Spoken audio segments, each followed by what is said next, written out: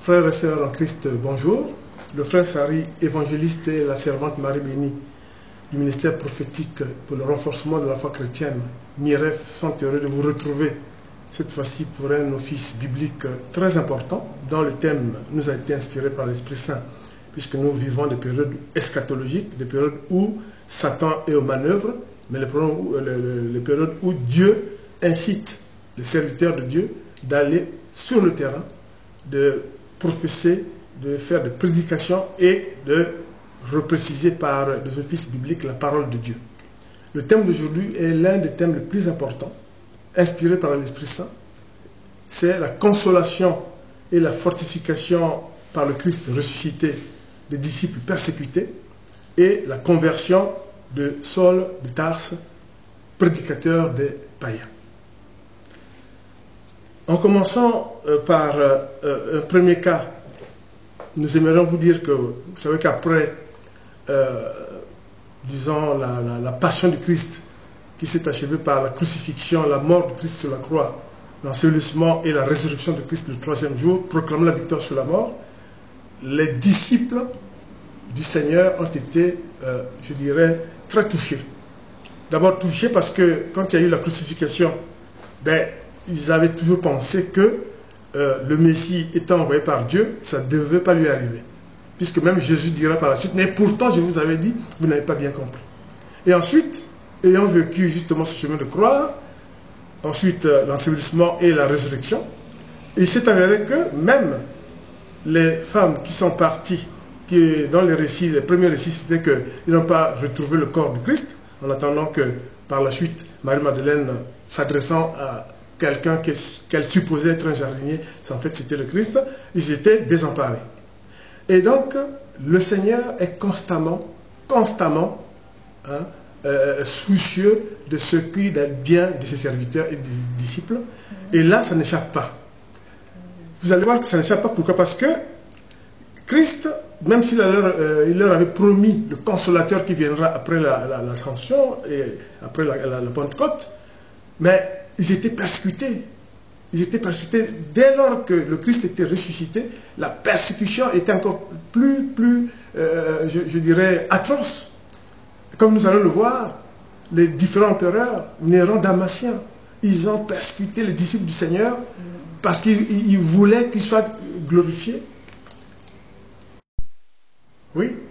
Donc, Néron, Damatien, ils ont eu vraiment à faire vraiment une persécution très difficile à l'endroit des serviteurs de Dieu, à l'endroit des disciples du Seigneur. Et c'est très important parce que nous allons voir comment est-ce que Dieu est venu au secours justement de ses disciples, comment le Seigneur Jésus est venu au secours de ses disciples.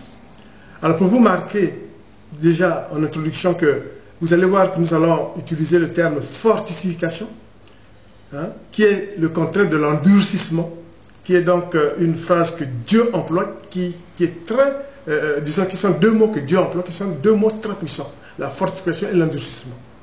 Alors, pour commencer, vous devez savoir que le Christ, le Seigneur ressuscité, va venir au secours de ses disciples, parce qu'ils étaient désemparés.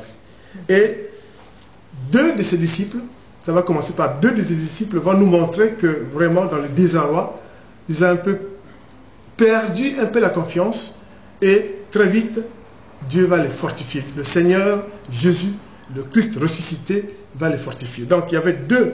Je vais donc faire la lecture de Luc 24,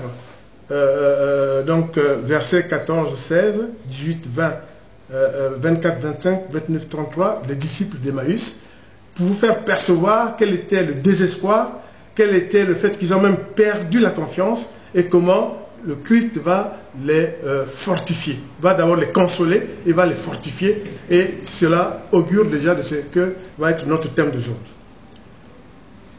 Donc, je vais lire et je ferai les commentaires. Donc, Luc 24, les disciples d'Emmaüs. Ce même jour, deux disciples se rendaient à un village appelé Emmaüs, éloigné de Jérusalem d'une douzaine de kilomètres. Ils discutaient ensemble de tout ce qui s'était passé. Pendant qu'ils parlaient et discutaient, Jésus lui-même s'approcha et fit route avec eux, mais leurs yeux étaient empêchés de le reconnaître. L'un d'eux, un dénommé Cléopas lui répondit, es-tu le seul en séjour à Jérusalem qui ne sache pas ce qui est arrivé ces jours-ci? Quoi? Leur dit-il. Ils lui répondirent, ce qui est arrivé à Jésus de Nazareth, qui est un prophète, puissant en actes et en paroles, devant Dieu et devant tout le peuple, et comment les chefs des prêtres et nos magistrats l'ont fait arrêter pour qu'il soit condamné à mort et l'ont crucifié. Quelques-uns des nôtres sont allés au tombeau, ils ont trouvé les choses comme les femmes leur avaient dit, mais lui, ils ne l'ont pas vu. Alors Jésus leur dit, hommes sans intelligence, dont le cœur est lent à croire tout ce qu'ont dit les prophètes. Mais ils le retinrent avec insistance en disant, reste avec nous car le soir approche, le jour est déjà sur son déclin. Alors il entra pour rester avec eux. Pendant qu'il était à table avec eux, il prit le pain et après avoir prononcé la prière de bénédiction, il le rompit et le leur donna. Alors leurs yeux s'ouvrirent et ils le reconnurent, mais il disparut de devant eux. Ils se dirent l'un à l'autre, notre cœur ne brûlait-il pas en nous lorsqu'il nous parlait en chemin et nous expliquait les Écritures? Ils se levèrent à ce moment même et retournèrent à Jérusalem où ils trouvèrent les 11 et les autres qui étaient rassemblés. Donc, comme vous le voyez, dans cet épisode que Luc nous rapporte, en fait, des disciples de Maïs, le grand message, c'est vrai que nous connaissons tous ce que c'est le disciple de Maïs, mais il y a un message qui est caché, en fait. Hein? C'est vraiment un travail d'exégèse biblique. En fait, pourquoi est-ce qu'il s'est mis là par Luc? Vous savez que les disciples étaient touchés, comme je venais de vous le dire, par la crucifixion. Et ce qui est très important, c'est que Jésus nous fait relever. Que disent les deux disciples? Ils disent, ah, mais Jésus était un simple prophète. Ils ont oublié que c'était leur maître et leur Seigneur. Mais devant le fait qu'il y a eu la crucifixion, il y a eu l'ensevelissement, et le fait qu'on n'a pas trouvé son corps, ils se sont dit, oh, mais vous savez ce qui est arrivé? Jésus n'était pas en fait le Messie attendu, puisqu'il était un simple prophète. Malheureusement, bon, comme ils n'ont pas vu le corps, donc ça confirmait. Et c'est pour ça que Jésus leur dit, homme de peu de foi, parce que ce qui est très important dans ces conditions-là, c'est pour montrer le désespoir qu'avaient donc les disciples de ce rang qui disent, mais bon, c'était juste un prophète, c'était pas le Messie attendu, alors qu'eux, ils savaient bien que c'est bien le Messie, mais c'était le désespoir après la crucifixion, la résurrection, et surtout que le corps n'était pas encore apparu, personne ne l'avait vu, et le Christ ressuscité, sachant cela, vient au secours de ses disciples, fait route avec eux, il ne se voit pas, et quand il le voit, quand il rompit le pain en faisant la prière de la Sainte Seine, ils ont retrouvé c'est le Maître. Donc le signe qui ne trompe pas qu'ils ont été consolés, c'est quoi? Qu'est-ce que c'est qu'une consolation? Mais une consolation, c'est venir assister quelqu'un qui est éprouvé. Mais les disciples étaient éprouvés par effectivement ce qui arrivait au Seigneur. Mais là, n'ayant pas eu la preuve que bon, les femmes qui sont parties n'ont pas vu le corps, ils se sont dit que c'était un simple prophète. Et Dieu a compris le désespoir. Ce mot traduit le désespoir et il les a fortifiés. Fortifier veut dire donner de la force pour qu'on rebondisse. Et l'un des signes qui montre qu'il a donné la force, c'est que quand il a fait la prière eucharistique, en rompant la prière de la Sainte Seine, quand ils ont vu qu'il a rompu le pain, ils ont dit, mais c'est le Seigneur. Et ils étaient tellement fortifiés que le même jour, au lieu de se reposer, parce qu'ils étaient rentrés chez eux pour dormir, hein, ils ont dit, ah non, non, non, nous on repart chez Jérusalem, dire aux autres qu'on a vu le Christ ressuscité. C'est très important. Et donc, ils ont été fortifiés par le Seigneur, ce qui montre que quand vous êtes affligé, quand vous êtes vraiment serviteur de Dieu, chrétien, que vraiment vous êtes affligé, Dieu vient à la rescousse. Et là, c'est un exemple concret de la consolation et de la fortification des disciples, comme nous allons le voir tout à l'heure. C'est pour vous dire que devant la persécution qui augure de ce que va être vraiment la vie de ces disciples dans les prochains jours, le Seigneur a commencé par consoler en montrant un signe fort. Et ce qui ne trompe pas, c'est qu'ils ont failli perdre confiance en disant que c'était un simple prophète. Mais très vite, ils ont reconnu le Seigneur, il était dans la joie. Et ils ont vite fait un demi-tour pour aller dire aux autres, oui, nous on l'a vu. Hein? Et ensuite, on sait que Jésus est apparu donc à Marie Magdalène, à Céphas.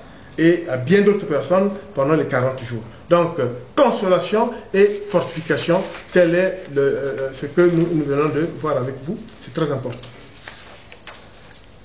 Et ce que nous disions, c'est aussi le fait que devant cette persécution, devant le fait que Jésus avait lancé les bases de l'Église, corps de Christ, communauté des chrétiens, partie intégrante du royaume de Dieu, Jésus va donc, contre toute attente et jamais annoncé par le prophète, mais il va y avoir une chose nouvelle qui va intervenir, c'est la conversion de Paul, de Saul de Tarse.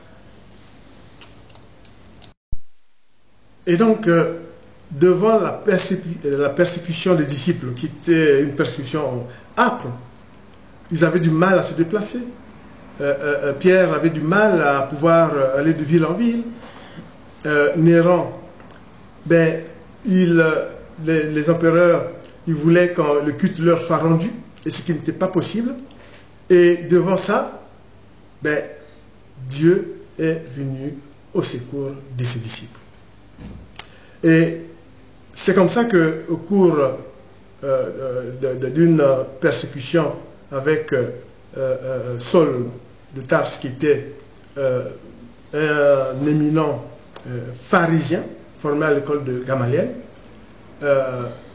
il persécutait et poursuivait ce qu'il appelait la secte de Jésus sur la route de Damas. Et cet épisode, comme vous le savez très bien, n'était pas prévu par les Écritures. Et c'est ça la force du Seigneur. Il vient en consolation et en fortification des disciples.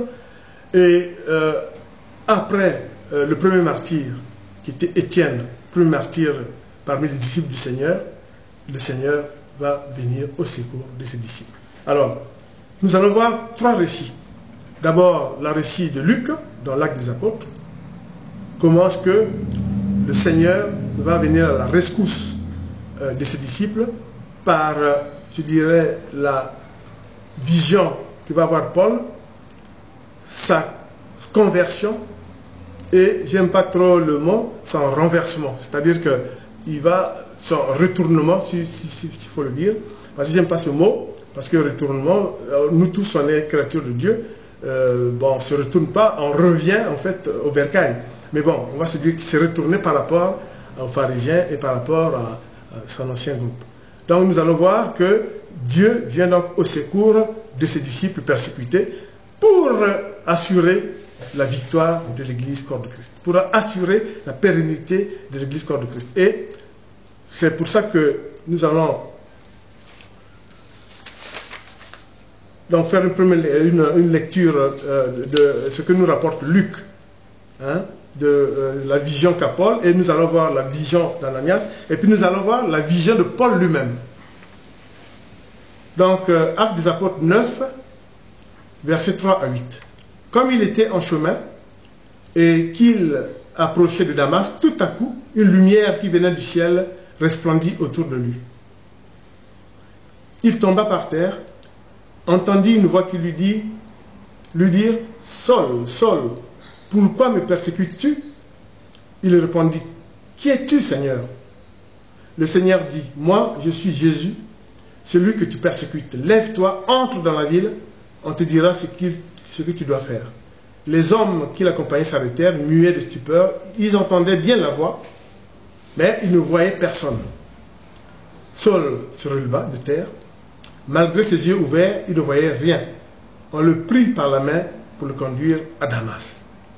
Donc, comme vous le voyez, c'est donc Luc nous fait donc ce récit de comment est-ce que par la vision, le Seigneur va venir à la rescousse pour fortifier le groupe de disciples, en même temps apporter de la consolation. Et il y avait donc cet homme qui était responsable chrétien à Damas, Ananias. Et vous allez voir que ce que la Bible nous rapporte d'Ananias montre le dessein de Dieu. Nul ne peut entraver le dessein de Dieu. Nous avons fait une évangélisation là-dessus. Et ce qui montre qu'effectivement se met en place la consolation et la fortification des disciples pour la pérennité et la solidité de l'église corps de Christ. Parce qu'il faut des animateurs, ils étaient persécutés, il fallait venir. Donc, je viens de vous lire ce que Luc nous rapporte. Et nous allons voir ce que dit Anania. En fait, quel est le dessein de Dieu? Qu'est-ce qu'il vise justement dans la conversion de Paul? Et donc, je laisse la prophétesse, la servante de l'Éternel, faire cette lecture de l'acte des apôtres 9. Je lis acte 9, 10, 11, 13, 15, 18 avant. Je lis la parole de Dieu. Or, il y avait à Damas un disciple du nom d'Ananias. Le Seigneur lui dit dans une vision, Ananias, il répondit, me voici Seigneur. Verset 11. Le Seigneur lui dit alors, lève-toi, va dans la rue qu'on appelle la droite et dans la maison de Judas. Demande un homme, Saul de Tarse. Verset 13. Anania répondit, Seigneur, j'ai appris de beaucoup tout le mal que cet homme a fait à tes saints à Jérusalem. Verset 15. Mais le Seigneur lui dit, vas-y, car cet homme est un instrument que j'ai choisi pour faire connaître mon nom aux non-juifs, aux rois et aux Israélites. Verset 16. Je lui montrerai tout ce qu'il doit souffrir pour moi. Verset 17. Anania partit. Une fois entré dans la maison, il posa les mains sur Saul en disant, Saul mon frère, le Seigneur qui t'est apparu sur le chemin par lequel tu venais, m'a envoyé pour que tu retrouves la vue et que tu sois rempli du Saint-Esprit. Verset 18. Aussitôt, il tomba comme des écailles de ses yeux et il retrouva la vue. Il se leva et fut baptisé. Verset 20. Et se mit aussitôt à proclamer dans les synagogues que Jésus est le Fils de Dieu. Amen. Amen. Vous avez vu la force de l'Éternel. Pas prédit par aucun prophète, mais pour assurer la continuité des activités, surtout c'était le lancement des activités de l'Église corps de Christ. Dieu convertit. Pourquoi on dit convertit? Il le baptise. Lui qui était pharisien de la Torah, il le baptise et Anania, qui vient envoyé par Dieu le Père, par Dieu le Père, ça veut dire que le Seigneur, la vision, Dieu envoie Ananias et dans le dessein trace la mission de ce que sera de Paul. Il va prendre le nom, il est baptisé, il prend le nom de Paul désormais. Très important, disciple du Seigneur. Nous allons voir qu'il sera prédicateur de nations païennes. Et donc, il l'appelle frère. C'est aussi une occasion pour vous dire que, franchement, les inimitiés, etc. ne servent à rien. Quand on est serviteur de Dieu, quand on est chrétien, il faut vraiment avoir l'esprit chevaleresque et être d'ouverture d'esprit. C'est très important. Donc là, vous avez vu le dessein de Dieu. Donc, nous allons maintenant voir ce que Paul, lui-même, il dit, et c'est une version que Paul a évoqué 3 fois dans la Bible. C'est comment lui, il nous le donne, lui-même Paul. Je trouve ça tellement intéressant que vraiment j'ai le plaisir d'avoir sélectionné cette lecture. C'est voilà le récit de Paul. C'est dans l'acte 22, versets 3, 4, 6, 11, 14, 16. Écoutez bien. Je suis juif, né à Tarse en Cilicie, mais j'ai été élevé à Jérusalem et formé au pied de Gamaliel, dans la connaissance exacte de la loi héritée de nos ancêtres. J'étais plein de zèle pour Dieu, comme vous l'êtes tous aujourd'hui. J'ai combattu à mort cet enseignement, enchaînant et mettant en prison hommes et femmes. J'étais en chemin et j'approchais de Damas, voilà sa version, quand tout à coup, vers midi, une grande lumière venue du ciel a resplendi autour de moi. Je suis tombé par terre. J'ai entendu une voix qui me disait « Saul, Saul, pourquoi me persécutes-tu » J'ai répondu « Qui es-tu, Seigneur » il m'a dit, je suis Jésus de Nazareth, celui que tu persécutes. Ceux qui étaient avec moi ont bien vu la lumière, ont été effrayés, mais ils n'ont pas compris celui qui me parlait. Alors j'ai dit, que dois-je faire, Seigneur? Et le Seigneur m'a dit, lève-toi, va à Damas, et là on te dira tout ce que tu dois faire. Comme je ne voyais plus à cause de l'éclat de cette lumière, ceux qui étaient avec moi m'ont pris par la main, et je suis arrivé à Damas, et comme vous connaissez la suite, évidemment, il a ajouté, le Dieu de nos ancêtres t'a destiné à volonté, t'a destiné à connaître sa volonté, et voir le juste et entendre les paroles de sa bouche. Car tu seras son témoin, écoutez bien, devant tous les hommes, de ce que tu as vu et entendu. Et maintenant, pourquoi tarder? Lève-toi, sois baptisé, sois lavé de tes pieds et faisant appel au nom du Seigneur. Amen. Amen. Ça, c'est la version de Paul. Elle complète les deux versions de Luc, le récit d'Ananias, qui est le dessein de Dieu, la décision de Dieu, et ensuite Paul qui vient parachever la conversion. Donc, il s'est fait baptiser, lui qui était donc avant, comme il le dit lui-même, persécuteur, etc. Mais là, il s'est lavé, baptisé, et il va être au service de l'Éternel, ce qui est très important. Alors, donc sous l'action du Saint-Esprit, Paul va donc s'incorporer au groupe, mais ça ne va pas être facile, parce que les nouvelles ou ce qui circulait dans les églises à l'époque, c'était qu'il était persécuteur et qu'il a changé, mais les gens se méfiaient. Et même au sein du groupe, il a fallu vraiment l'action de l'Esprit Saint. Et l'Esprit Saint va nommer même nommer, je dirais, un facilitateur. Barnabas. Barnabas va être un facilitateur pour Paul. Vraiment, c'est lui qui va faciliter parce que les autres sont méfiés. Les églises, lui-même il le dit, parce que quand il a fait un premier tour, les églises le connaissant comme ancien persécuteur n'étaient pas très attentionnées à ce qu'il disait. Et c'est ce qui va faire que l'Esprit Saint va reprendre les choses en main et va lui dire de s'occuper uniquement des païens, donc des nations païennes. Et c'est ce qu'il va faire. Il va devenir l'un des évangélistes, des prédicateurs des païens les plus, je dirais, au service de l'Éternel. Donc, très consacré, très dédié à son œuvre, à la mission que lui a donnée, effectivement, le Seigneur. Alors, Paul, il va l'avouer dans les lectures que je veux faire. Souvent, les gens oublient ça. Il connaissait bien la Torah. Donc, il va de soi qu'il ne connaissait pas l'évangile de Jésus-Christ. Et il le dira lui-même, et il va l'apprendre auprès même des disciples, et par l'inspiration de l'Esprit Saint, et par le Seigneur lui-même aussi. Il va même prendre une retraite de 2 ans pour bien se forger en Arabie. L'Arabie étant une région de la Terre Sainte, ce n'est pas l'Arabie en tant que pays d'aujourd'hui. Et même, il va être en brassage avec le groupe de disciples. Il va même séjourner chez Pierre pendant 2 semaines à Jérusalem. Et se brasser avec les autres, sous l'action de l'Esprit Saint, qui va toujours jouer de telle sorte que le climat s'apaise et que les gens se fassent. Ça, c'est très important. Retenez ça bien. Donc, il va séjourner, et même Pierre l'a accueilli pendant 2 semaines. Je vais faire la prochaine lecture, vous allez voir.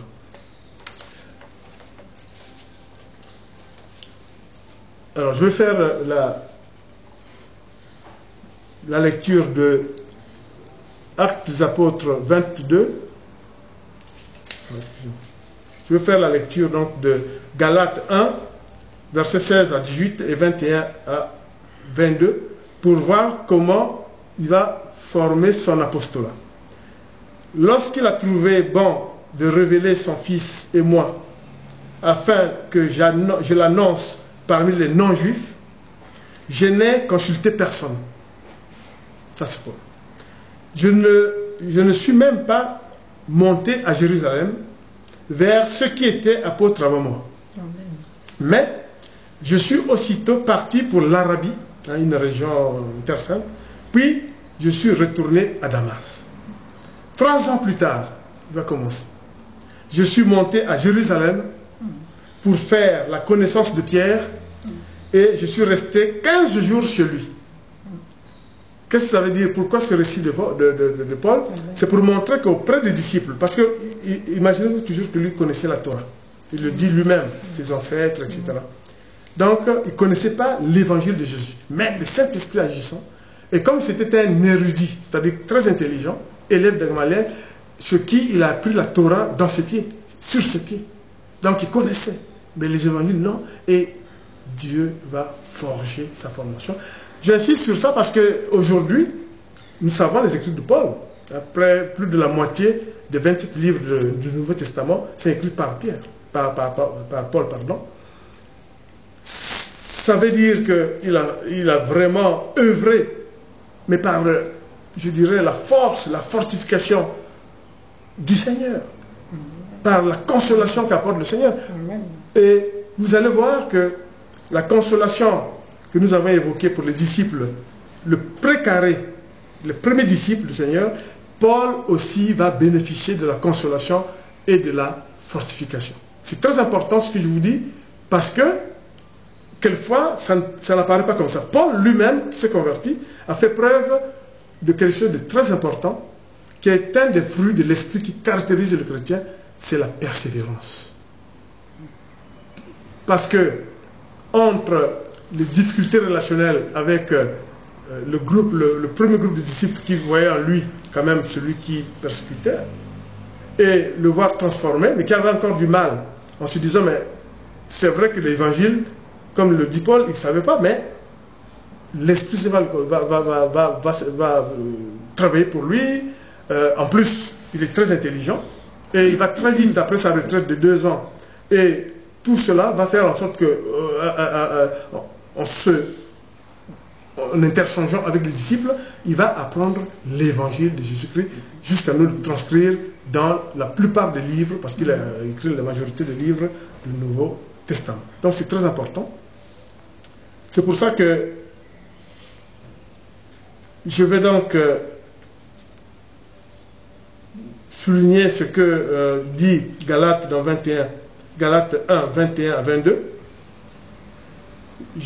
Quand il dit que je suis monté dans les régions de la Syrie et de la Cilicie, or mon visage était inconnu des églises de Judée qui sont en Christ. Autrement dit, Paul veut nous dire quoi? Il veut nous dire que il a eu bien sûr cette mission à lui confier par le Seigneur, mais les églises qui avaient une idée de lui ont rendu difficile, et c'est ce qui va faire en sorte que l'Esprit Saint va lui donner une mission. Il va dire, mettez-moi à part Barnabas et Paul, et il va dire à Paul, tu vas t'occuper de la prédication des païens.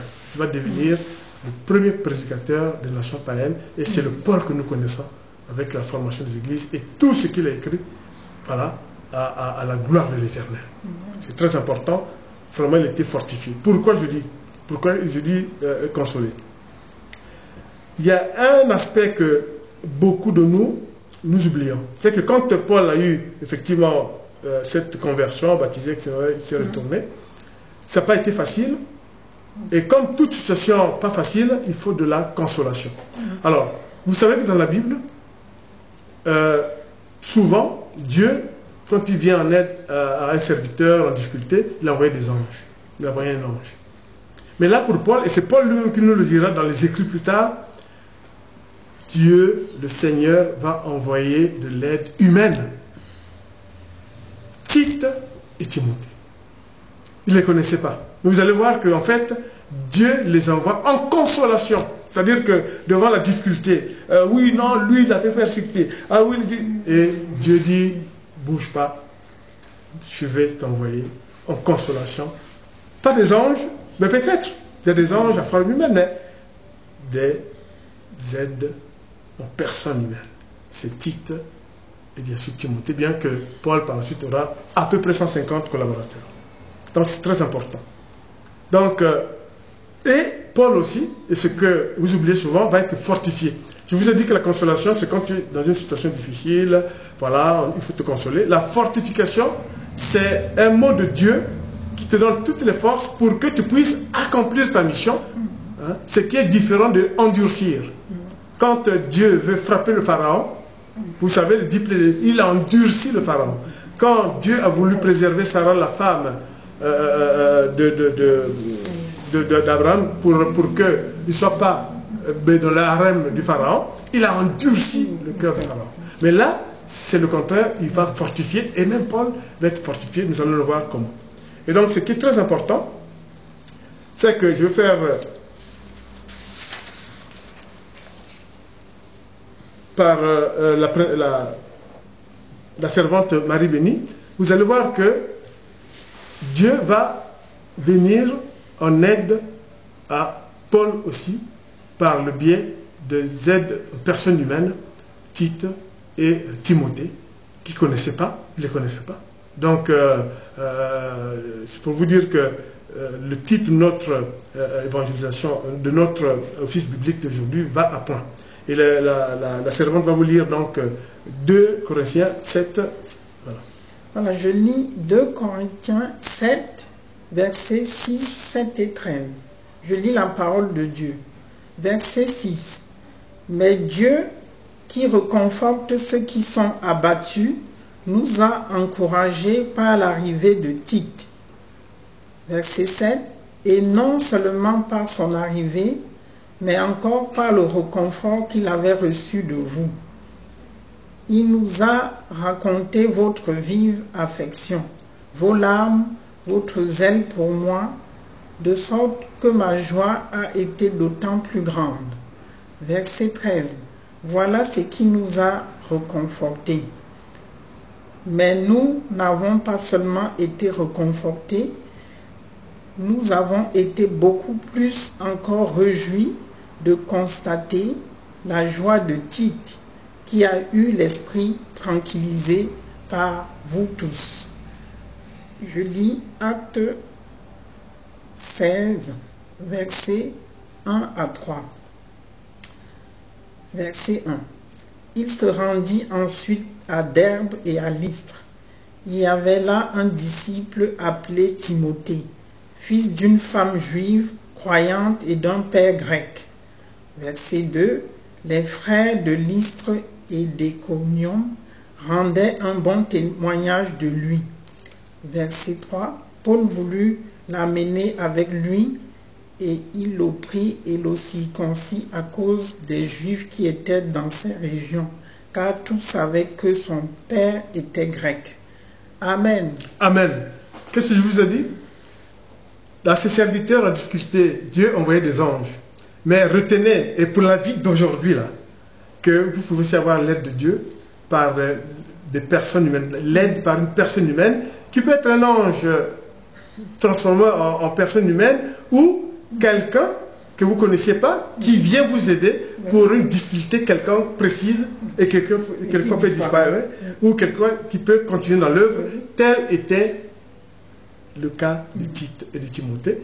Et lui-même, l'apôtre Paul vient de dire, c'est vraiment des aides qui sont venus à point. Il ne les connaissait pas. C'était des épiscopes de deuxième génération. Ils ne les connaissaient pas. Et Dieu les envoie en consolation. Donc, c'est pour vous dire que, frères et sœurs en Christ, ayez toujours à l'esprit que, même dans les difficultés, Dieu peut venir pour nous consoler et nous fortifier. C'est très important. Et je le dis pour vraiment souligner avec force que c'est important. Et cette fortification que Paul a eue dans sa mission a permis qu'il puisse s'occuper des nations païennes avec le résultat de ce que vous connaissez, les églises qu'il a pu mettre en place, la désignation de pasteurs, etc., etc. Et comme c'est un office biblique, je vais vous lire aussi, moi, donc la fortification de disciples, surtout de Paul, aussi, qui était fortifié. Parce que souvent, nous, on a voulu vraiment, sous l'inspiration de l'Esprit Saint, faire cet office biblique pour montrer que même Paul, que vous avez là aujourd'hui, a été fortifié par l'Esprit Saint, par le Seigneur. C'est très important. Le Seigneur a œuvré pour qu'il soit le Paul que vous connaissez. Très important. Voilà, enseigner, etc.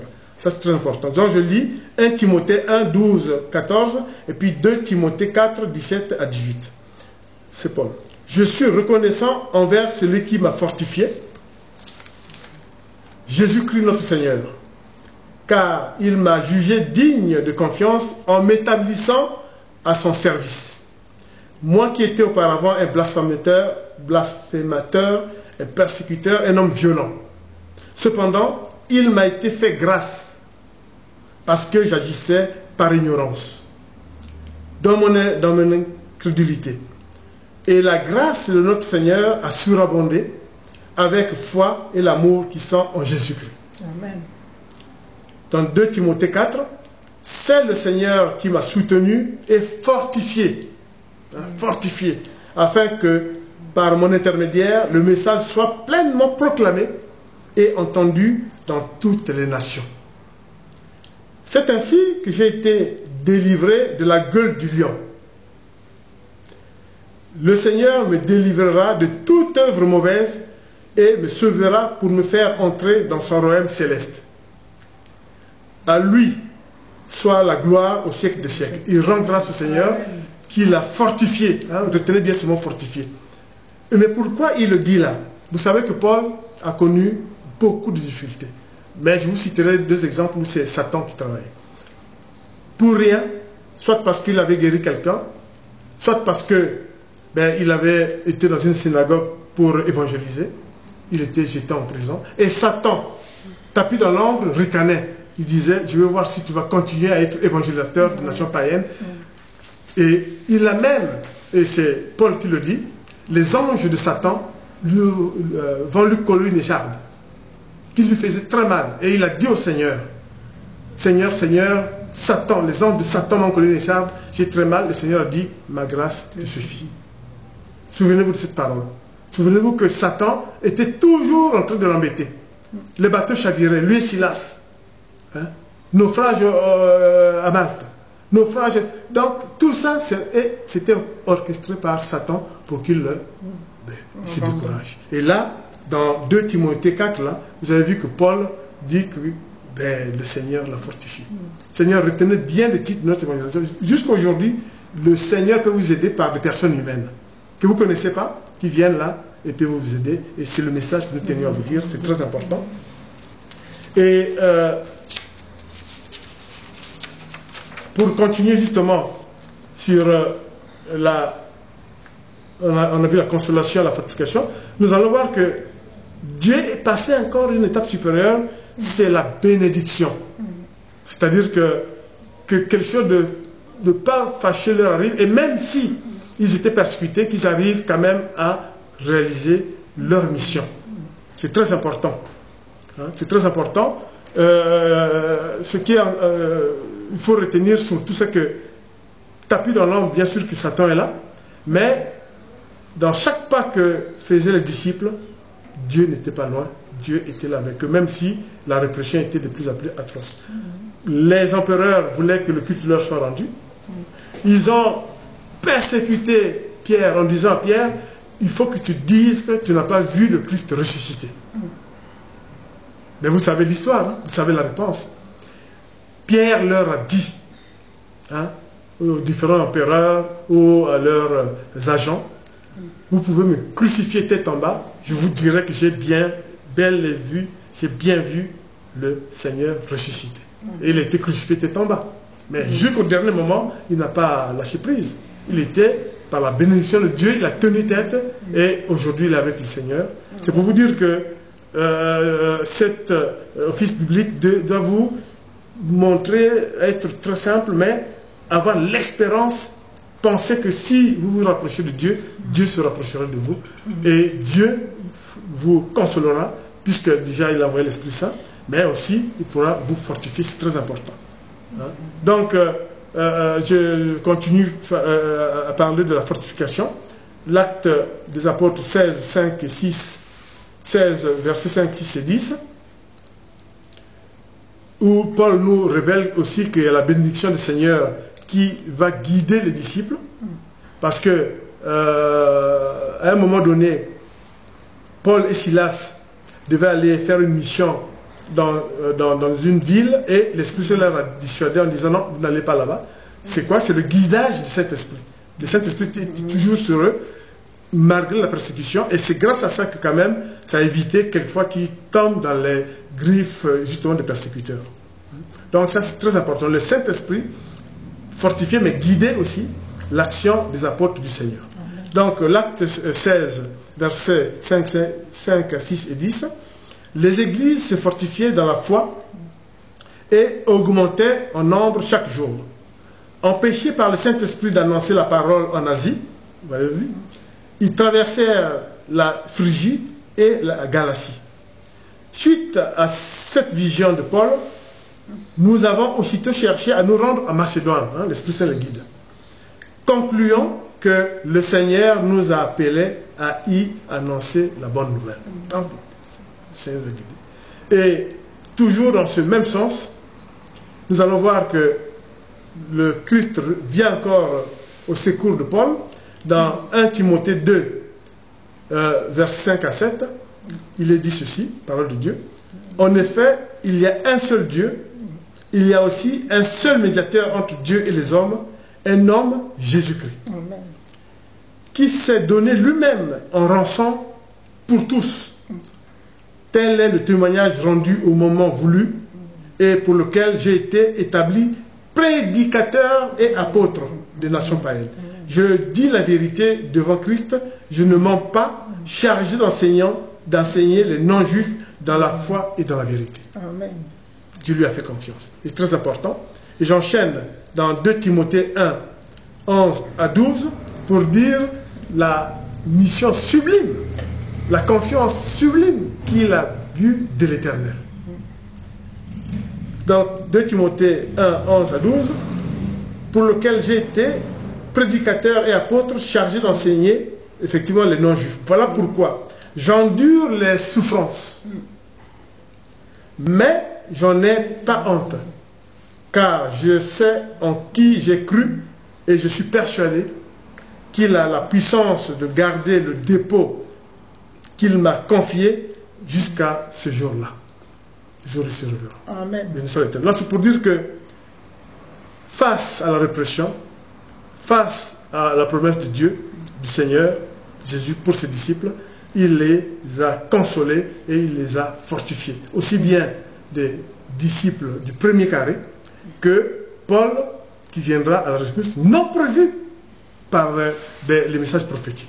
Parce que c'était le secret de Dieu. Vous avez vu que Dieu lui-même a agi, le Seigneur a agi, et Paul aussi, qui est pourtant bien sûr converti, va aussi avoir quoi? La consolation. Pourquoi? On vient de vous le dire, la mission était rude. Partout, les églises ne connaissons pas, mettaient vraiment des clous, ne pouvaient pas progresser. Et Dieu envoya deux aides humaines. Et c'est pour dire que même au jour d'aujourd'hui, faites attention, Dieu peut vous envoyer des aides humaines, c'est très important. Donc, en terminant, il y a eu finalement la bénédiction. Pourquoi? Parce que Dieu veille sur vous et les a évités d'aller dans des pièges, les villes où c'était hostile, les a dirigés, etc.